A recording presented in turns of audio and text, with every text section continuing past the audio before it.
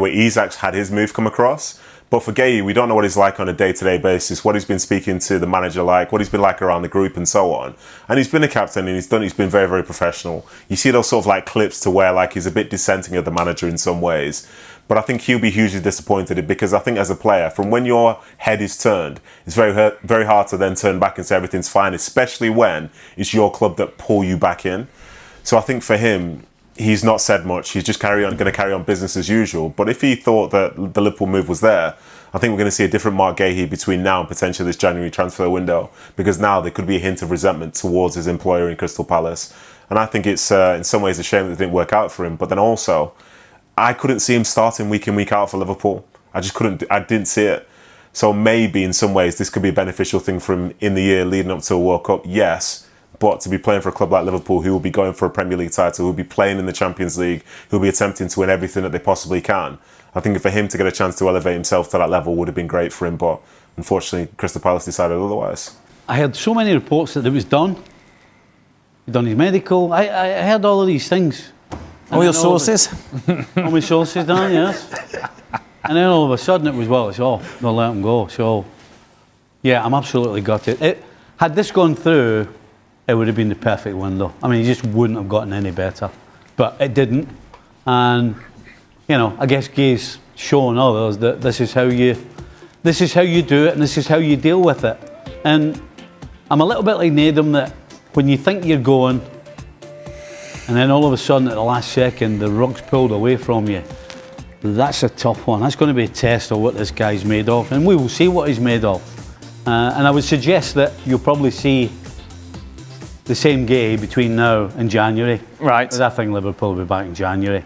Again, others may be back in January as well. Well, that's the problem. They're linked. Real Madrid has been the latest one that's been linked to Guehi, and I suppose, given that it's another 6 months, and depending what happens, obviously between now and then, Mark, more suitors will be on the market.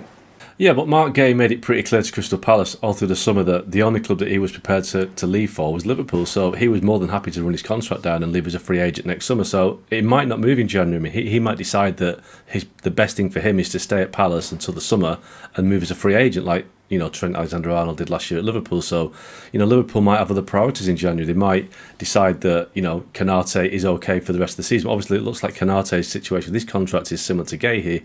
He's not signing a new contract. He's out of contract in the summer. So there are a lot of options. But I wouldn't be surprised if Guehi does stay at Palace until the summer and then see what offers are on the table. You know, he could go to the World Cup, have a great tournament. He could, like the guys say, have Real Madrid, Barcelona, Liverpool, Arsenal. He could take his pick of the club. So I don't think he's rushing. He's been fairly patient all the way through the summer. He's not pushed hard. He's not tried to force his way out, because I think he knows that he's got a strong hand at the end of the season. But listen, the guys will tell you that if you're a footballer, you move when you can, because you never know what happens in 6 months. You might get a bad injury, and that could cost him his move. So he'll have to be pragmatic about it. But I wouldn't be surprised if he does stick to the summer and say, you know, let's see what's on the table. It's interesting for Liverpool now, isn't it? You spend $3 billion and nothing is guaranteed. No, and I've said it a million times, Dan. You know, the practical and the theory are two different things. On paper, Liverpool look absolutely sensational, but up to now they've been not even close to absolutely sensational. But they've got the points. Yes. And whilst you're getting the points, it's more time to play the 11 you want to play and to try and get people like Wirtz through this tough spell and get some form. So that's kind of where they are. They've got to keep going, keep trying to get better. But it just shows you, when you make that many changes, regardless of the ability of the players, it's not quite as easy when you're putting it all together. It does take time, and whilst they're winning, that'll give Slot more time to stick with it. You know, you don't have to be down on Liverpool, right? I know what you mean. I think it feels like that. I know, but there's a lot of reason to be excited about Liverpool, and I think most teams around Europe would want to be in the position that Liverpool is in. In recent years, Liverpool Football Club has undergone a remarkable financial transformation, turning from a cautious sell-to-buy operation into one of the most powerful spenders in world football. In the summer of 2025, the club made headlines by spending over £400 million on new talent, including a record-breaking £125 million move for Alexander Isak, a level of spending many believed only state-owned clubs could achieve. But how did Liverpool, a club historically careful with its purse strings, suddenly become one of the richest and most aggressive buyers in the transfer market? The answer lies in a decade-long strategy orchestrated by Fenway Sports Group, FSG, focused on sustainable growth, commercial expansion, and performance-based revenue maximisation. After years of careful squad building under Jurgen Klopp and now Arne Slot, Liverpool's consistent success on the pitch created a snowball effect off it. Winning trophies, reaching finals, and playing an intense, crowd-pleasing style of football helped the club build a massive global fan base. This, in turn, led to a surge in commercial revenue, with the club now earning over £300 million per year just from sponsorships and brand partnerships. Major deals with companies like Standard Chartered, Nike, UPS, Peloton, and Google Pixel have turned Liverpool into a marketing juggernaut. In total, Liverpool's revenues soared past £700 million in 2025, making them one of the top 3 earning clubs in the world. Unlike some rivals, though, their spending isn't fueled by debt or oil money. It's backed by real income, rising matchday earnings, and increasingly smart financial management. The expansion of Anfield, which increased stadium capacity to over 61,000, has significantly boosted matchday revenue, while off-field events such as concerts have added further income streams.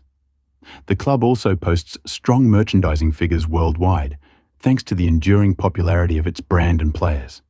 Behind the scenes, Liverpool's recruitment and player trading model has also played a crucial role. FSG and the club's sporting directors have consistently bought low and sold high, famously turning players like Philippe Coutinho into cash that funded the likes of Virgil van Dijk and Alisson Becker. This smart trading continued in 2025, with player sales generating between £190 to £260 million, effectively offsetting a large chunk of the summer spending spree. Liverpool also maintained compliance with Premier League Profit and Sustainability Rules, PSR, by carefully structuring deals and staggering payments across multiple seasons. A tactic state-backed clubs are often criticised for not following. But perhaps the most overlooked aspect of Liverpool's wealth is the club's evolving global identity. Thanks to years of consistent European competition and thrilling domestic campaigns, Liverpool's global reach has exploded. They now boast one of the largest social media followings of any football club and have invested in regional partnerships across Asia, Africa, and North America. Their brand value is now estimated at over £6 billion, compared to under £1 billion just a decade ago. This isn't just a football club, it's a global entertainment powerhouse. So when Liverpool dropped over £400 million in the 2025 transfer window, it wasn't reckless, it was strategic. Backed by hard-earned revenues, rising market value, smart trading, and expanding commercial partnerships, the club was simply reinvesting profits into long-term success. Signing elite players like Alexander Isak, Florian Wirtz, and others wasn't about catching up to rivals. It was about securing a future at the very top of world football, both competitively and financially.